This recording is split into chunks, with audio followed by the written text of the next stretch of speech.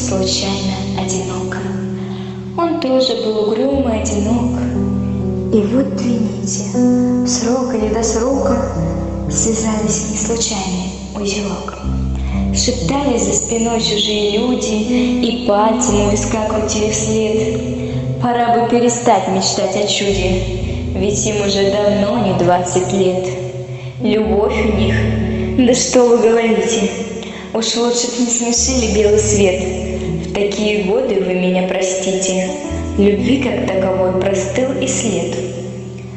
А он ее любил сильнее, чем в 20, дыханием грел пальчики в мороз и не переставал ей признаваться, что это все надолго и всерьез. Берег ее от ветра и простуды, и летом, и зимой дарил цветы.